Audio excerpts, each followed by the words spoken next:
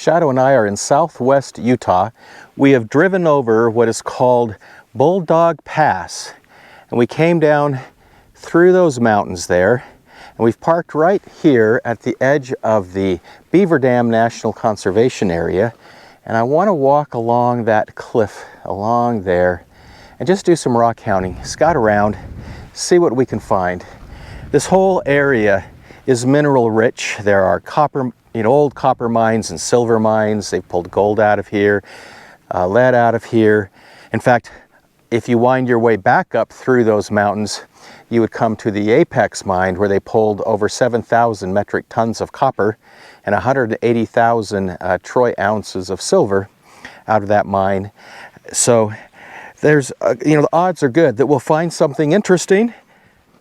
We're also at the very edge, upper elevation wise and the northeastern wise of the Mojave Desert, where there are Joshua trees. Now, when you get in the high elevation like this, they are not as big.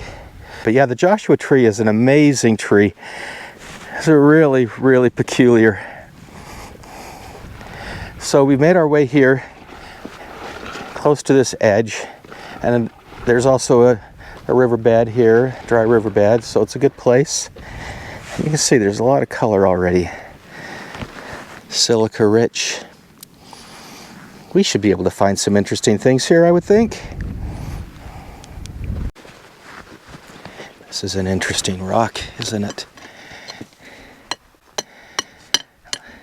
That looks like a quartz vein within basalt. So, where there's quartz, there's obviously silica. So let's see if we can find some smooth, creamy, banded chalcedony, or some colorful jaspers or translucent agates. All right, what do we have right here?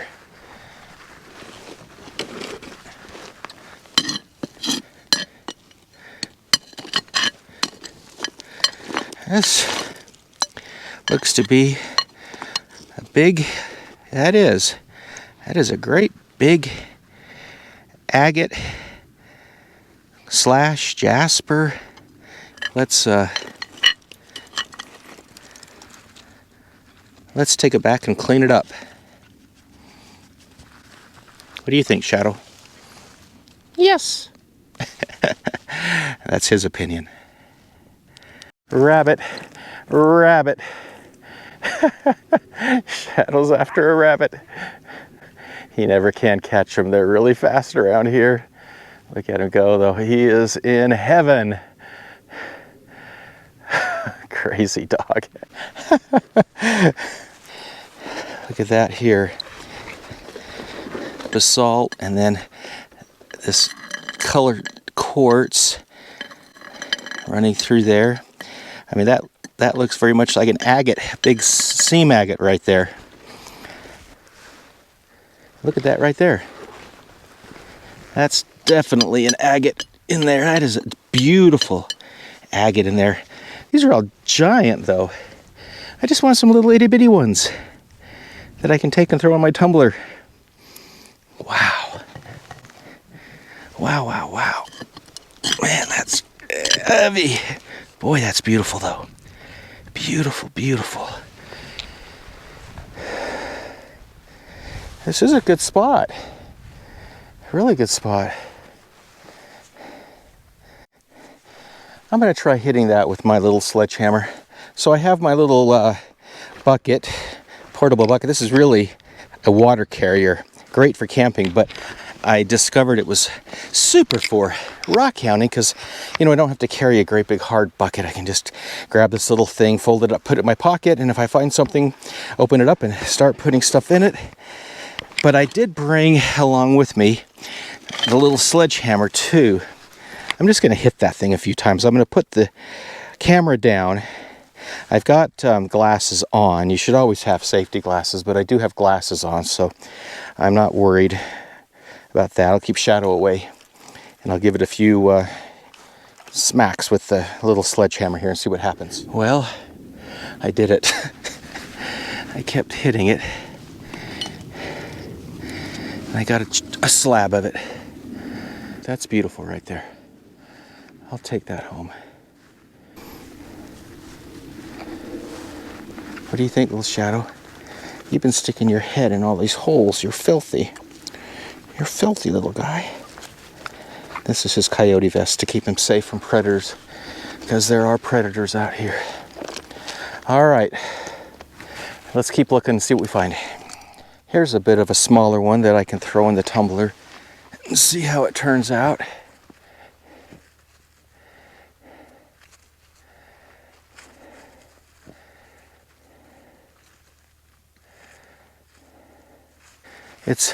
It's big, but I can put it in my 12-pound tumbler. Let's just see what happens. You know, it's kind of fun just to poke along through everything. Just kind of see what there is. If you've watched any of my other videos, you've heard me before talk about Shadow and the role he plays. Shadow is very important because, you know, I spend hours when I'm rock hounding looking like this. And we are in country where there are mountain lions. I don't think there's any bear around here, but there are certainly mountain lions. And so I have to keep him safe from the coyotes. And he keeps me safe from the mountain lions because mountain lions are very quiet and very stealthy. And I don't want one creeping up on me without me knowing. So he's my eyes and ears. And then I make sure that, should an event occur, that, we have protection and can fend for ourselves. But mountain lions very rarely bother humans, but they can. So it's important to, to be on alert.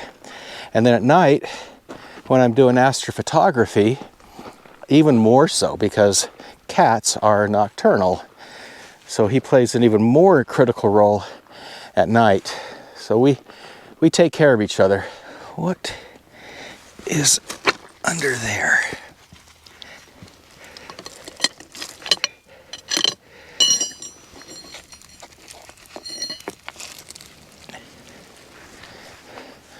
Yeah, that's a beautiful agate right there.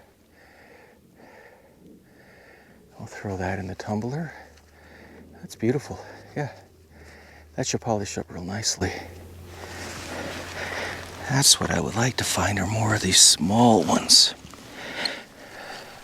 Okay, before we go back, I'm going to walk closer to that cliff right there. I'm going to leave the bucket there because it's pretty heavy. And I'm just going to go explore a little bit. And then we can come back to this site in the future and gather more things. But I know this whole area right here is just rich with all these agates and jaspers that we've been looking at, and many of them embedded in great big rocks like that one right there. There's another one. I could probably chip that one out if I brought my chisel. But we're just going to go over there and see if things change, if we find something different.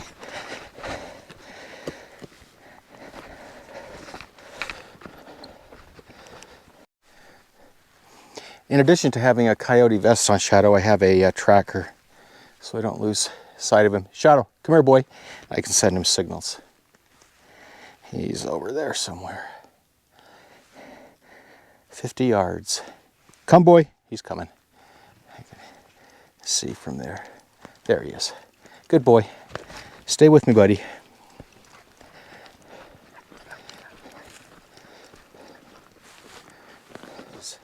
One thing about rock hounding is really good for you. You get out and you walk and walk and walk and walk. Walking is good for the human soul and the body and the mind and the brain too.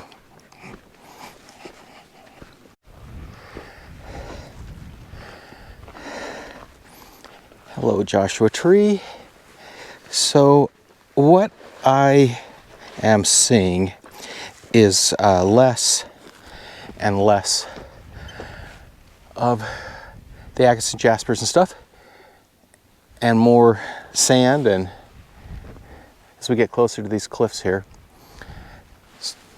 I'm going to walk back up the stream bed here and see what that reveals.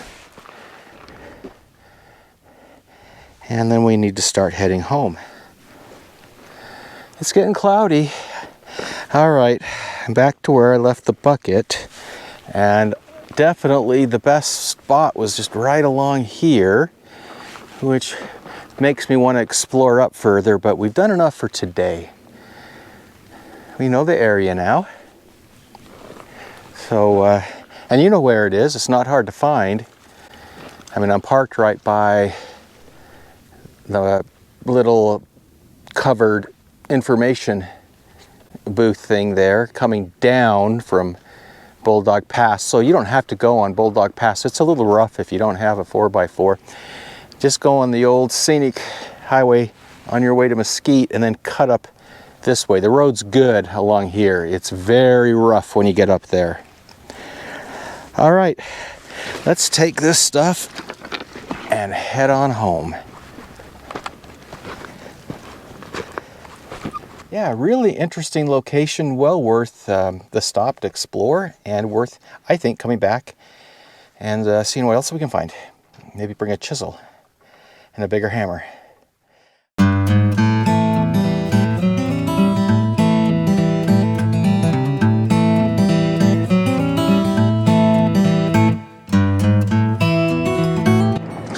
Oh boy, there's cows up there.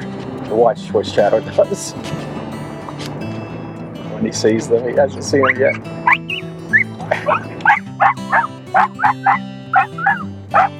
No, buddy. No, come on, Shadow, come on. He likes to chase cows. I don't let him, but he likes to.